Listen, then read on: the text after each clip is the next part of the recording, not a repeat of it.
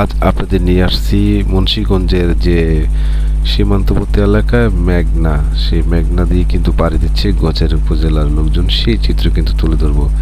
আজ এই মুহূর্তে রয়েছি, মেঘনা পাড়ি দিচ্ছি এই ভোর বিকেলবেলা।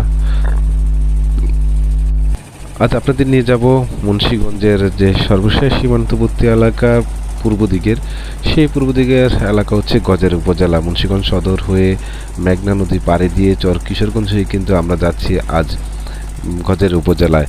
গজারিয়া উপজেলার যদি সার্বিক চিত্র বলি, মেঘনা, ধলেশ্বরী, শীতলক্ষ্যা নদী বিশিষ্ট এই উপজেলাটি রয়েছে নদীমাতৃক এলাকায়।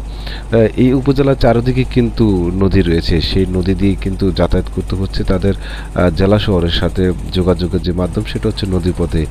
এরপরে হচ্ছে যে মেঘনা হয়ে ওদিক ঢাকা চট্টগ্রাম মহাসড়ক হয়ে নারায়ণগঞ্জেই কিন্তু তারা যাতায়াত করতে পারে। সব কিছু বলা যায়, যেহেতু এই অঞ্চলের মানুষের কিন্তু নদীমাতৃক এলাকা, তারা বসবাস করেন নদীর সাথে। তাদের যে নদীর মাতৃকে এই এলাকাতে কিন্তু যে গজারিয়া লঞ্চ ঘাট রয়েছে, এখান থেকে কিন্তু নদীপথে দেশের বিভিন্ন অঞ্চলে যাতায়াত করতে পারবেন। যাওয়া যায় এখান থেকে লঞ্চে করে নারায়ণগঞ্জ, মতলব, বরিশাল সহ বিভিন্ন অঞ্চলে কিন্তু এই যে নদী টার্মিনাল রয়েছে, বন্দর রয়েছে, সেখান থেকে যাওয়া যায়। মেঘনা যে ঘাটটির কথা যদি বলি আপনাদের, এই আপনি মেঘনা লঞ্চ ঘাটটি কিন্তু অনেক পুরনো একটি লঞ্চ ঘাট। যে লঞ্চ ঘাট থেকে কিন্তু দক্ষিণ পশ্চিম অঞ্চল অঞ্চলে যাওয়া যায়, ওদিকে ঢাকার সাথে যোগাযোগ করা যায়।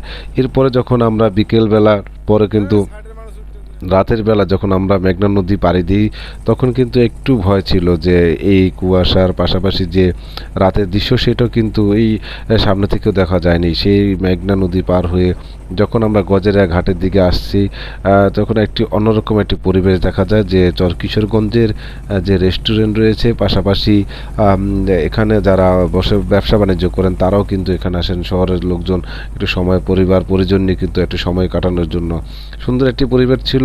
রাতের যে মেঘনা নদীর দৃশ্য, এই চর কিশোরগঞ্জের দৃশ্যটা কিন্তু ফুটিয়ে তুলেছে। বলা যায়, যেহেতু এইসব অঞ্চলের মানুষের যে একটি আনন্দ বা বিনোদনের জন্য সেরকম একটি রয়েছে এখানে। অন্যদিকে যদি গজারিয়ার লোকজনের কিন্তু যাতায়াতের যে একটি মাধ্যম রয়েছিল বা যাতায়াত করে থাকেন, সেটাও কিন্তু এই মেঘনা নদী পাড়ি দিয়ে কিন্তু যাওয়া যায়। আমরা যখন রাত 10টার পরে আসি, এখানকার চিত্র তুলে ধরি।